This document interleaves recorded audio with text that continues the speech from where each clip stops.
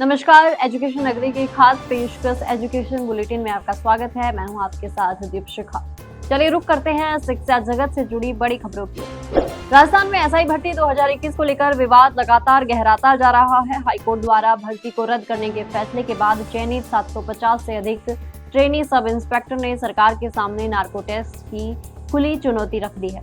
अभ्यर्थियों और उनके परिवारजनों ने मुख्यमंत्री कार्यालय को एफिडेविट भेजकर अपनी ईमानदारी साबित करने के लिए नार्को या पॉलीग्राफ टेस्ट करवाने की मांग की है।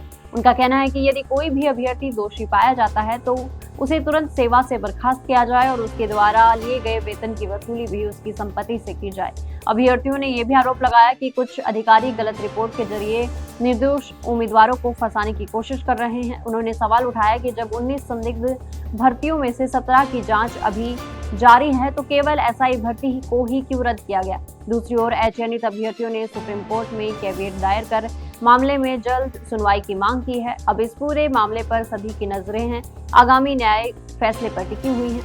पढ़ाई पूरी, लाखों खर्च, फिर भी नौकरी नहीं। राजस्थान में पैरामेडिकल शिक्षा का हाल लगातार खराब होता जा रहा है। साल 2025 और 26 में 31,775 सीट में से 18,678 सीटें खाली रह गई, यानी करीब 58% सीटें खाली पड़ी हैं। इसकी सबसे बड़ी वजह कई कोर्सेज के सेवा नियम ही नहीं बनना है, जिसके कारण इन पदों पर सरकारी भर्तियां निकल ही नहीं पाती। यही कारण है कि ऑर्थोपेडिक्स में 98, ईईजी में 96% और अन्य कोर्सेज में 90% से ज्यादा सीटें खाली पड़ी हैं।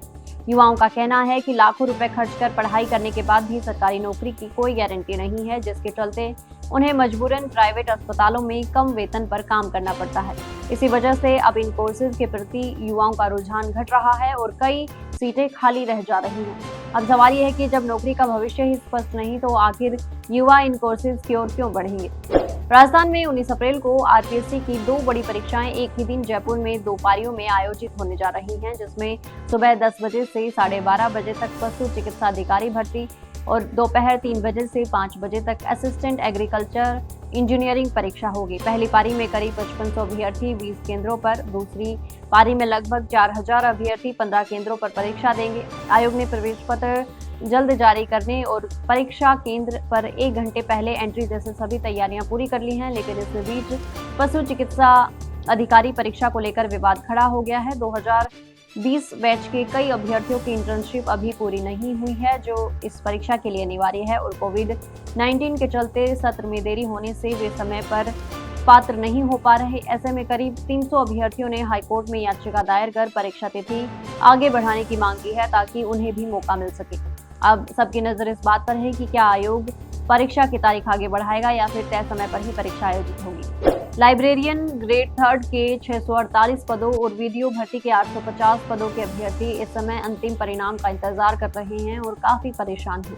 लाइब्रेरियन भर्ती की डीवी रिपोर्ट लगभग 3 महीने पहले बोर्ड को मिल चुकी है, जबकि वीडियो भर्ती की डीवी रिपोर्ट आए हुए भी 1 महीने से अधिक समय हो चुका है। इसके बावजूद प्रोविजनल मामलों के चलते दोनों भर्तियों का अंतिम परिणाम अटका हुआ है।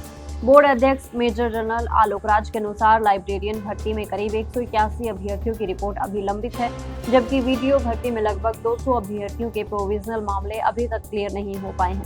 ऐसे में परिणाम तभी जारी किया जाएगा जब सभी मामले निपट जाएंगे। वहीं अभ्यर्थियों का आरोप है कि पहले कई भर्तियों में प्रोविजनल मामलों को अलग रखते हुए परिणाम जारी किए गए हैं, लेकिन इन भर्तियों में देरी क्यों की जा रही है। राजस्थान लोक सेवा आयोग की भर्तियों को लेकर एक बार फिर से विवाद सामने आया है। स्कूल व्याख्याता भर्ती 2024 के सोशियोलॉजी विषय के परिणाम में गड़बड़ी की आशंका जताई जा रही है। इस विषय में 16 पदों के मुकाबले केवल 9 अभ्यर्थियों का चयन किया गया है, जबकि 7 पद खाली रह गए। विवाद तब बढ़ गया जब एक महिला अभ्यर्थी का चयन सामान्य श्रेणी में 206.89 अंक पर हो गया, जबकि सामान्य वर्ग की कट ऑफ 212.83 रही। आयोग का कहना है कि ईडब्ल्यूएस श्रेणी में योग्य अभ्यर्थी उपलब्ध नहीं थे, इसलिए नियमों के अनुसार पदों को सामान्य श्रेणी में समायोजित किया गया।